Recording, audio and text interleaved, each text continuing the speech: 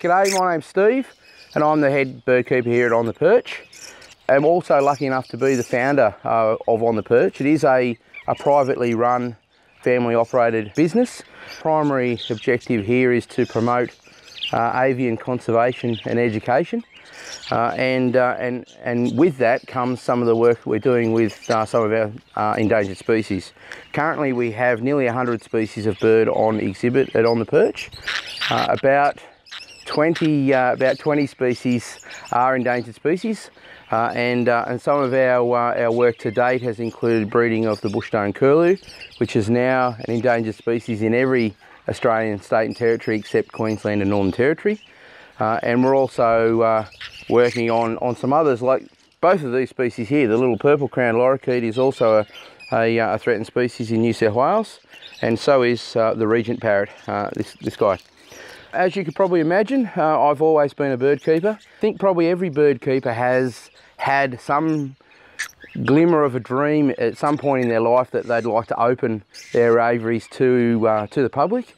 I know I certainly have, and I can recall even as probably as young as 10, having a big sheet of cardboard and designing what would be my massive aviary complex and how it would be open to the public. Lots of dreams, and it's only in the last couple of years that On the Perch has become a reality for myself, my wife Linda, who's the senior bird keeper here as well, and also my family. Some of the kids are involved. Certainly our youngest daughter Holly is doing a traineeship as a zookeeper here at On the Perch. It's a 2-year traineeship, so we're glad to be able to support that. One of the common questions that I'm asked is, how did we ever get involved with birds? I have some very fond memories of my great uncle who lived in the southern river in a town of Jerilderie, sort of just north of the Murray River, and he bred canaries.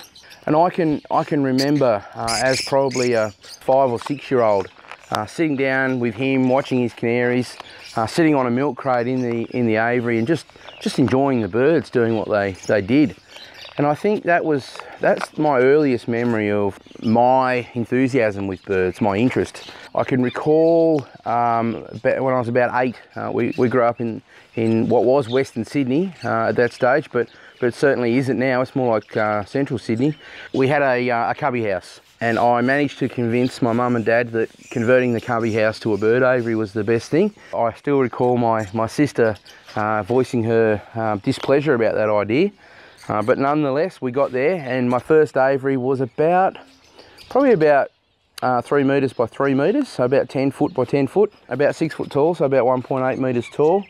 And I remember having budgies, zebra finches, and Java sparrows. I recall those 3 as being the first birds that I'd kept. The interest never really stopped. Where it sort of ended up was we used to go and visit lots of Sydney bird shops in those days. You know, places like Ace Colony, Allen's Bird Shop out at Fairfield. You know, we used to do the rounds every weekend, and I was just amazed at the diversity of birds that were available to bird keepers.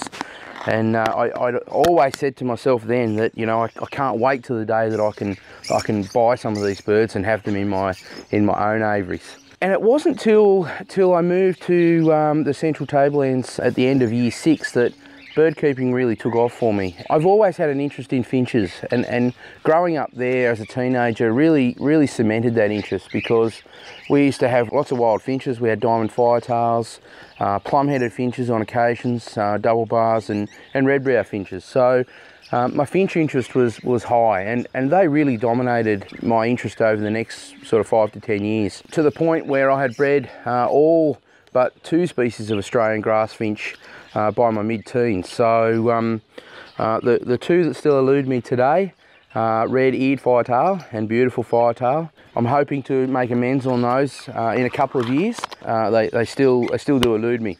As you will see at On the Perch, finches still form a very important part of my life. I'm still very much committed to understanding the breeding ecology of many of our Australian finches, but also finches from Africa and Asia. And softbills have always been a big part of that connection as well. And I think my softbill journey began when I was about 17. I recall meeting a soft-bill breeder for the first time by the name of Harry Carr. And if anyone ever had the pleasure of visiting Harry's aviaries, and Harry's unfortunately not with us anymore, but when I first walked into his backyard and saw some of the types of birds that were being successfully kept and bred in captivity, I was just gobsmacked. I think that's when my hobby started to turn into an obsession. And I think that's a real pivotal moment for me. Some of the things that I saw in Harry's aviaries were things like metallic starlings, satin and regent bowerbirds, green catbirds, noisy pitters, a whole variety of fruit pigeons, Australian native fruit pigeons, things that I'd never seen before in people's aviaries. I'd only ever seen those sorts of things in zoos. I was captivated. And that's one of the soft bills that we keep now is the bushstone curlew, that call that you can hear. It's not a species for living in suburbia, unless you've got very considerate neighbours. It is one that is a visitor favourite here on the perch. So my soft-bill journey, and I guess the good thing with soft-bills is that they can be kept in, you know, well-planted aviaries, and pretty much the types of aviaries you'd keep soft-bills in are the types of aviaries you'd keep finches in. So I was set. I was on a journey to find my favourite soft-bill, I guess, and be exposed to breeding birds that are non-traditional seed eaters. So my insect keeping skills were brought to you know, right up into where they should be in trying to breed some of our insectivorous birds. Things like fairy wrens, for instance. You know, they can consume several hundred mealworms a day per bird when we're talking juveniles in the nest. They're a very challenging group of birds, and it's not as easy to pick up a book and find out what they need, because our knowledge base on most soft-bills is very poor. Our aviary started to fill with soft-bills. Things like fairy wrens, honey eaters, some of the scrub wrens, the yellow-throated and the white-browed scrub wrens have long been a favourite. Wood swallows, bowerbirds, the list is endless, and that's where I think, as I said, as a bird keeper, my hobby started to turn into an obsession. Over many years and many aviaries later, we continued that obsession. We were very fortunate that in the early 90s, Pearl Coast Zoo in Broome was facing some difficulty after the big pilots dispute. Ultimately, the zoo ended up closing, and fortunately for us, we'd already had a relationship with Pearl Coast Zoo, and we were able to obtain some of those birds. So things like eastern whitbirds were now in our aviaries. As our hobby grew, so did our family, and with small kids on the way, I think every bird keeper will agree that there are challenges involved with the time you spend in your aviary, obviously the time that you're working, and then the time that you need to spend with your family. And ultimately what happened was we wound down a lot of our collection. A lot of our soft bills ended up back with Harry Carr, who was still keeping a lot of birds then, but starting to become quite aged. And we just kept a few finches to keep my interest alight. It wasn't until a few years ago now, but we talked about this idea even more about starting a bird park. We never really had the opportunity, so and I think that's something as bird keepers we can easily say that it's too hard or it's going to cost too much money. But I had one simple motto, and that was, I don't want to leave this place without having too many regrets. And I think not having a go at this would have been a big regret. And let's face it, to set up a whole lot of aviaries and have them to a standard where we're now we are an accredited zoo. We have a zoo licence that's issued by the Department of Primary Industries here in New South Wales. So it's the same licensing system as the big zoos like Taronga Zoo, the exactly same level of paperwork. So it is a big commitment in that regard, but to have our aviaries to that standard, to have them able to be enjoyed by thousands of people, well, we always hoped it would be a success. Whether it was, we wouldn't know until we opened, and that getting to opening was a difficult phase in the whole process. Dealing with local government approval was interesting, and somewhat challenging at times. Local government is really good at looking at developments where there's houses and shops and factories and those sorts of normal construction. When you start to talk a bird aviary with council, that's when things start to get a little hazy, and their knowledge of aviary construction is obviously very limited. With that in mind, we had to engage the services of an engineer to ensure that all of our aviaries were to an acceptable standard in terms of engineering, because our aviaries are mostly walk-in aviaries, so there is that need to have them to be safe for people to enter. And local government needs to be able to ensure public safety in a facility like this. You know, the planning process took about 2 years between our architectural set of plans for each exhibit, between engineering requirements and all the other planning things that we needed to address, like you know, the impacts of our facility on local traffic. Noise was another factor that needed to be considered. So all these different planning processes. Combined with that was the zoo licence application. When I first looked at the process, I thought it was relatively straightforward, and that was probably a misconception on my part, because I looked at the forms and thought to myself, well, it was only about a 12-page form. It didn't look too difficult. That was my mistake. I should have actually read the contents of the form to then realise the level of detail that needed to be submitted with the application for our zoo licence. In the end, we opened with 4 exhibits, 2 of those being walk-in aviaries, and our quarantine and our off exhibit areas, our food preparation and food storage areas. Our application for our zoo licence ended up being almost 500 pages in length in total. That took about 3 months to write. I fully understand that there needs to be a process and the level of information submitted to that department to ensure that animal welfare and the staff here at the facility actually know what they're doing is paramount, and that's the process that happens. But it is a lengthy one, so I certainly like to mention that to people, because it's not a process for the faint-hearted. We did open on September the 4th, 2015. It was a fantastic spring day on the New South Wales far south coast, and we opened the door with virtually no fanfare. We decided to turn our closed sign to open out on the front gate and see what happens. I think day one we had 7 people through the door, you know, which was pretty exciting. I met a lady yesterday that was here on our first day. She'd been playing golf in Tathra, and she'd driven down the hill and saw the open sign, so she was just itching to get in. And I think some of that curiosity has flowed on over the months. And being a largely tourist area like the New South Wales South Coast, or the Sapphire Coast as it's often referred to, has been very beneficial to the success of On the Perch. Since we've opened, we've had just over 9,000 people through the aviaries, which has been a fantastic result. There's been a lot of interest in what we're doing, and generally a lot of interest in birds. You know, it surprises me a little that people that aren't bird keepers still like to come in and sit down and enjoy the birds, whether it's to, you know, bring the grandkids, or whether it's to, you know, spend half an hour with a coffee, or whether it's to sit here for a few hours and just relax. It's taken me by surprise a little bit. With a really successful summer period over the Christmas holidays, we decided to bring forward our expansion plans.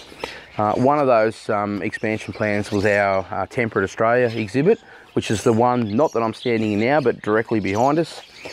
Temperate Australia was only opened about 3 weeks ago, in July 2016. We weren't planning to build that exhibit until 2017. Given the success to date, we decided that it was important to bring forward our expansion plans. So we're now at 3 walk-in exhibits, which are our Temperate Australia, our Inland Australia exhibit, which we're currently standing in, and our Asia exhibit. They're our 3 walk-in aviaries. We also have two other aviaries. One of those is our African Savannah, which is an aviary that's about 15 metres by 7 metres in dimensions. We're actually looking to change that to a walk-in aviary, and whilst it won't be a large walk-in aviary, the feedback we've had from people is that they really love to immerse themselves with the birds. As anyone will tell, and obviously as you've seen, the birds do like to interact with people. Bird keepers often come in and ask us about the birds in terms of are all the parrots hand-reared, because they're very tame. And in fact, there are only 3 birds in this exhibit that have been hand-reared. The regent parrot sitting on me earlier is one of them, and 2 of our purple crown lorikeets. We regularly see interactions with the princess parrots, with the budgies, with the white-browed wood swallows, with all the purple crown lorikeets, and we have 12 purple crown lorikeets in here at the moment, regularly interacting with people. One of the surprises for me in the interactions has been our common bronzewings. And common bronzewing pigeons are normally a shy, wary pigeon that can be a little explosive at times. If you've ever kept that species, you'll know that if they are alarmed, they will just take off like a rocket and impact the side of your aviary or the roof of your aviary. We have 2 pair in our Inland Australia exhibit, and they're already starting to take mealworms out of people's hands. And when they were in our quarantine facility, they were exactly that. They were really flighty and really nervous, and I was worried that those traits would continue here in this aviary, but it's not the case. I can't explain why. I think that's one of the beauties of being involved with captive birds, is that, you know, there are so many people that think they're experts in the field, yet I've been involved with birds for the last 39 years, and I've been heavily involved with some of the most difficult birds like the softbills and the native pigeons for 25 years, yet there are things that happen on a weekly basis in our aviaries that still leave me thinking, why is that so? You know, the common bronzewings is a classic example, and I think it's really important that as bird keepers we document this information. You know, there's some great bird keeping magazines out there in Australia and overseas. If you've seen something in your aviaries, you mightn't think it's too important, but it's always worth documenting, whether it's in a diary or putting in a little note and some photographs to those bird keeping magazines. The only way that we can develop our hobby, the only way zoos can develop the quality of their breeding programs, is by sharing information. Some people have kept their tricks, if you like, close to their chest, because, you know, they might be breeding 100 red-cheeked cordon blues a year, and they don't want everyone else to be breeding that many as well, because they want to be successful in that species. But, you know, I understand that, but it's important that, particularly with the newcomers to the hobby, and especially the juniors, if we don't encourage them, we won't have a hobby in 30, 40 years. Well, we're in our Temperate Australia exhibit now. This exhibit only, as I mentioned earlier, has only been opened in July of this year, and already the birds are becoming very used to visitors. One of the things that we do offer visitors to enable a more interactive experience with the birds is for them to purchase mealworms. Bird keepers, we all know what mealworms are, and look, already we've got a couple of birds waiting here. Eastern yellow robin and a fairy wren, a splendid fairy wren, and this is a great opportunity for people to get connected to nature. You know, as I said, this exhibit has only been open for 3 weeks, and already the birds are doing this. I would like to get some of our chats to come down. We've got the white-fronted chats here, and here we go. Here's a male on the ground now. White-fronted chats are now a threatened species in New South Wales, and we're very fortunate that we began with 2 males, and we recently were donated a female from a private breeder. Satin bowerbird is certainly a crowd favourite here at On the Perch as well. Our bowerbirds initially were in our Asia exhibit whilst this exhibit was being constructed. They've moved in here, but no bower construction as yet. We've seen some gathering of sticks, but it shouldn't be too much longer. One of our conditions of our zoo licence is that our exhibits do provide an educational experience. It's second to animal welfare. The educational experience of zoos is very important. We offer interpretive signs for all the species kept. Here's the female white-fronted chat.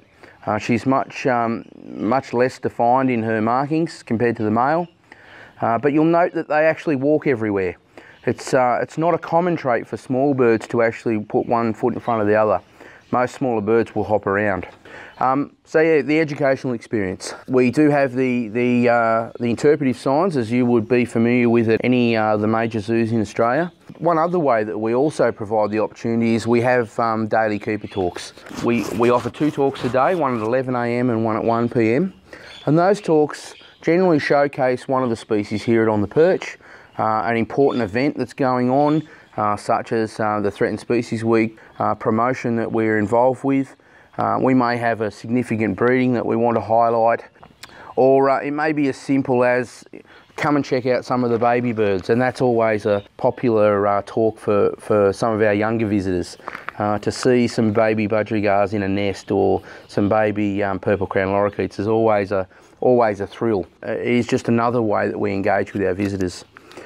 We offer a couple of other experiences as well. You can actually become a keeper for a day here at On the Perch. It was something that I thought was a real opportunity for both bird keepers and non-bird keepers to see how we do things. You know, bird keepers obviously have a skill set that they've become used to with their own birds over months or years or decades even. Feeding birds in a licensed zoo is a little bit different. The principles are the same. Things like hygiene take super paramount. You know, we have a big emphasis on hygiene. Every single day, all of our feeding dishes are cleaned and dried and alternated with a alternate set. You know, that's something that you don't generally see in a private bird keeping collection. And obviously that takes time. It is a big commitment to our bird keeping staff. Taking part in the Keeper for a Day program, we essentially pair you up with one of our bird keepers, and you do exactly what they do. You start with food preparation in the morning, which takes, you know, for our collection at the moment, takes around about 45 minutes, food prep every day. And then feeding generally takes a couple of hours, and then it's clean-up time. But combined with that is also some of our enrichment that we do. Every single day we replace freshly trimmed branches into the aviaries for the birds to interact with, and that's something that our keeper does. Some of our food enrichment is supplied with our live food. Termites are collected daily. Termites are white ants, as some people know them as, from the adjoining forest. And of course we will use mealworms both with visitors and also the keeping staff will scatter mealworms in all different places on any particular day. Okay, so we're in our Asian exhibit at On the Perch, and this is one of our occupants who doesn't like to stay around too long. Superb fruit dove, or purple crown fruit dove. It is found in Australia, but is also found into Southeast Asia.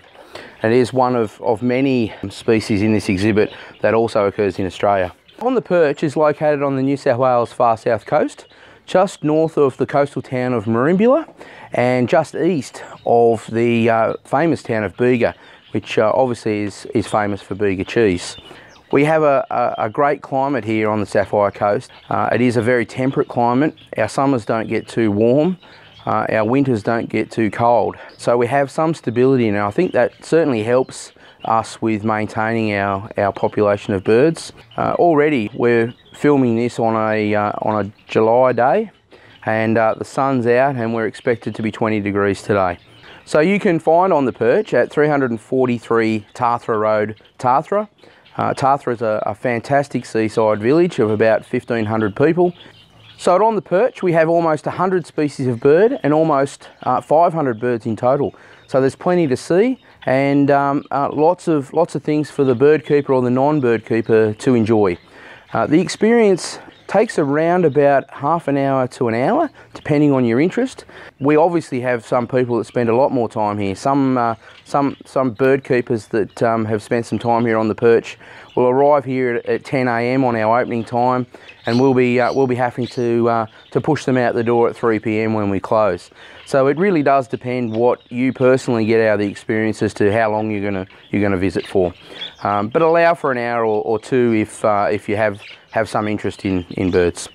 So next time you're on the Sapphire Coast, or if you're coming to the Sapphire Coast for the first time, make sure you check out On the Perch.